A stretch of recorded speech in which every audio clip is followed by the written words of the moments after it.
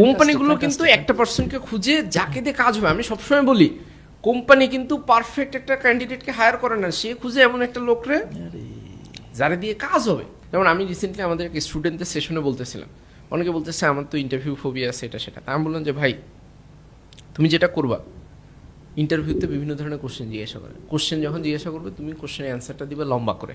কেমনে লম্বা করে দিবা? ধরো তোমার কাছে একটা জিনিস জিজ্ঞাসা করছে, তুমি বলবা ভাই আমি তো এটা শেখা শুরু করছিলাম, এটা শেখার থেকে এই জায়গায় আসছি, তারপরে তো তুমি যদি নাও পারো তুমি বলবা যে ভাই এটা তো ভাই আমি এটা শুনছি, আমি রিয়াক্টের কথা আমি শুনছি কিন্তু এটা এখন শিখতে পারি না, এটা আমার শেখার প্ল্যানে আছে ভাই, এটা খুব চমৎকার জিনিস, এখন এটা আমি ভাবতেছি যে আগামী মাসের মধ্যে শিখবো। আমি তো না বলছি কিন্তু ঘুরায় না বলছি।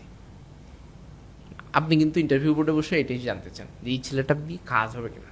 হ্যাঁ আমি যদি বলি না ভাই রিয়াক্ট তো শুনি নাই ভাই, আমি এটা কী বলতেছেন এটা তো শুনি নাই ভাই, তখন কিন্তু আমার কনফিডেন্স ডাউন। এই রাকিবরে যদি আমি নেই, ও তো ভাই ওরা একটা নতুন কাজ দিলে ও তো করবে না। সেরা।